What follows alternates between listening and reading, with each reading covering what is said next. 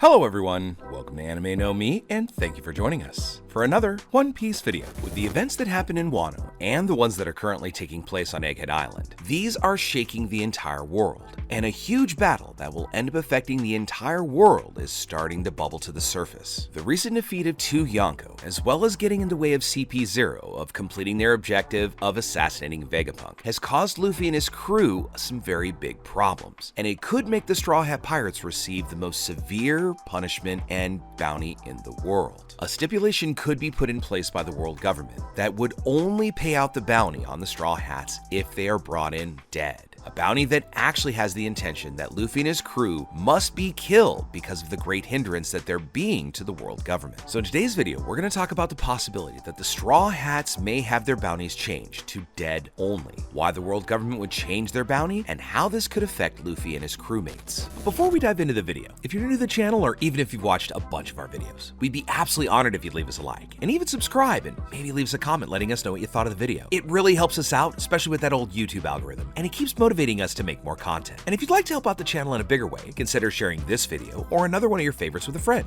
But without further ado, let's get into the video. So my friends, Luffy along with his allies were able to bring down 2 Yonko, in addition to defeating Kaido's entire crew. And because of this immensely great feat, Luffy and his allies were recognized as a major threat to the world government and the stability that they try to maintain throughout the world. Naturally, the Yonko pose an immensely great threat to the world, and any pirates capable of defeating them proved to be a very worrying thing, demonstrating that this level of strength surpasses that of a Yonko. Now, although it took Law and Kid fighting together to take down Big Mom, what worried the Gorosei most was the fact that Luffy managed to finally awaken his Devil Fruit and turn it into the Sun God Nika Nika Fruit, allowing him to finally bring down and defeat Kaido. And now with the huge mess that the Straw Hats are causing on Egghead Island, this could definitely make them be someone who the world government wants to eliminate immediately. First of all, the Straw Hats are getting in the way of the world government assassinating Vegapunk, in addition to having information about the Void Century, which is something the Gorosei will not allow them to continue knowing because this is preciously guarded information. Now, when one becomes a target of the world government, it's not just your bounty that increases, but also the capture status. And instead of being wanted dead or alive, it could be written dead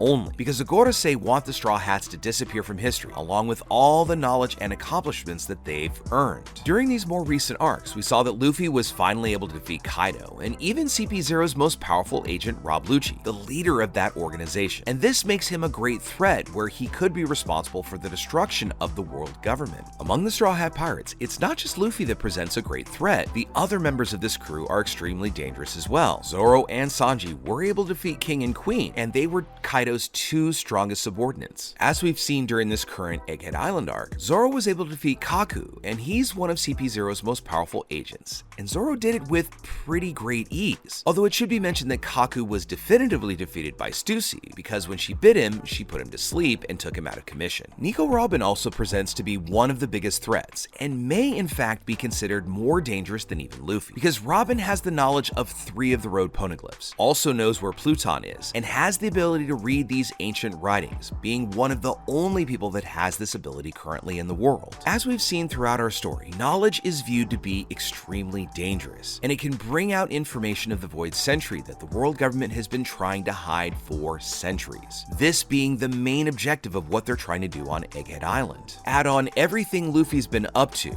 this could present not only an increase in their bounty, but also the status of that bounty. Now, although we don't really know how the bounty increase system works because the pirate values kind of change here and there throughout the story, it does give us an indication about how important Oda thinks the character is. So let's use Luffy as an example. The first bounty that Luffy received was through the corrupt marine Nejim. Wanting revenge on Luffy, Luffy got his first bounty. As the story progressed, Luffy became the highest bountied pirate in all of East Blue, and Luffy's second bounty increase was after he managed to take out Crocodile, who of course was a warlord of the sea at the time. The third increase to his bounty was after leading an attack on Eni's lobby. Luffy Luffy alone managed to defeat over 1,000 Marines as he made his way towards the main building. Consequently, he also managed to defeat Rob Lucci and Blueno, who were CP9 agents, and in this way, the value of his bounty increased again. The fourth bounty increase occurred after attacking a celestial dragon and causing a mass breakout from Impel Down. Luffy also was a central character in the Battle of the Best at Marineford, along with the Whitebeard Pirates, and caused a ton of chaos on the battlefield. During that very same battle, it was also publicly revealed that Monkey D. Dragon was Luffy's father, and Garp, the hero of the Marines, was his grandfather, and this caused his bounty to be increased even further again. Now, we should be clear that Luffy's bounty was increased only because of his kinship to Garp and Dragon, demonstrating the way that Oda determines when a character will have their bounty increased just to make them more important within the story, and of course for us the reader as well. This same idea was quite true for Sanji during the Whole Cake Island arc. Once someone discovers their true origin,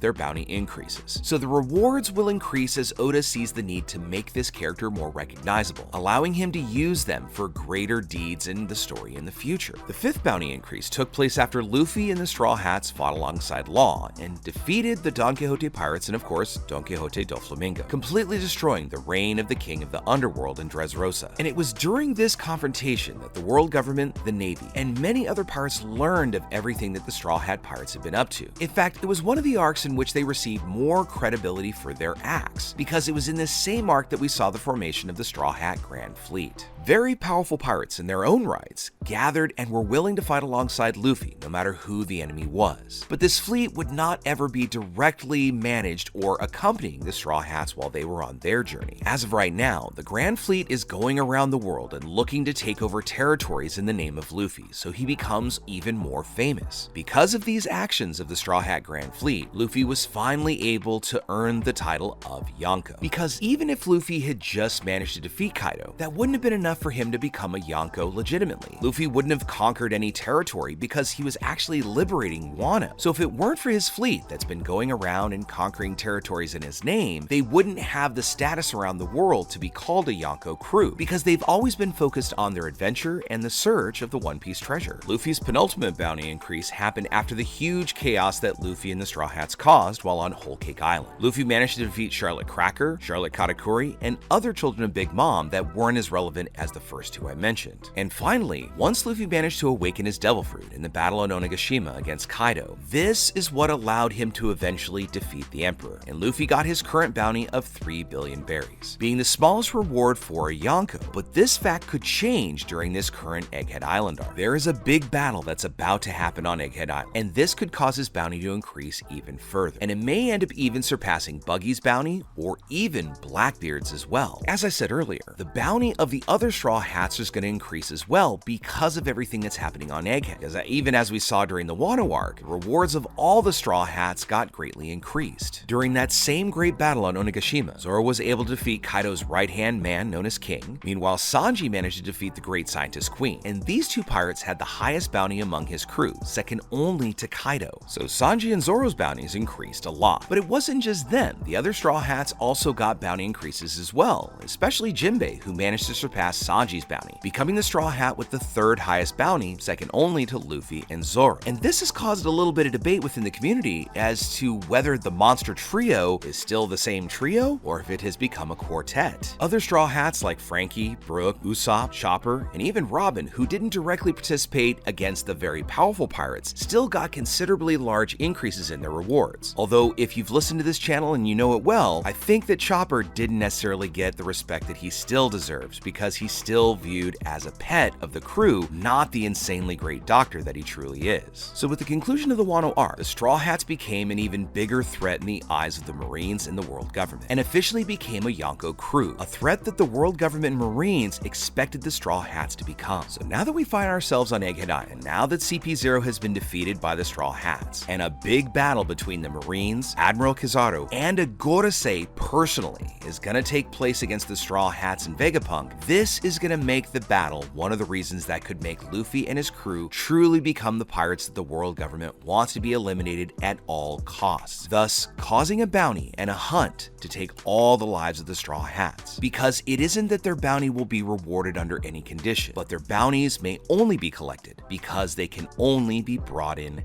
dead. So with all that said, my friends, We'd now love to know what you think about it. What do you think about the current bounties of the Straw Hat crew? And what do you think about this switch up of the monster trio? I've heard some people in the community talk about the fact that now that Jinbei has the third highest bounty, this might be pushing Sanji out of the spotlight. But then again, nobody really knows about all of the advancement that Sanji has, so this debate still hasn't really been settled. Secondly, what do you think is going to happen once the Marines make landfall on Egghead Island? And what do you think the role of the Gorosei on the ship is going to be? Is he there just to be the executive control over the Seraphim? Or does his presence portend a much more sinister idea? And finally, how do you think Luffy and the Straw Hats, and Vegapunk for that matter, are going to make it out of this one? I mean, we still have quite a few things to settle up. In fact, we just learned who the traitor was among the Vegapunks. But how are they going to make it out of this? With not only the Marines and a Gorosei inbound, but we also know that one of Blackbeard's ships is currently on its way to Egghead as well. Do you think it's actually Teach, or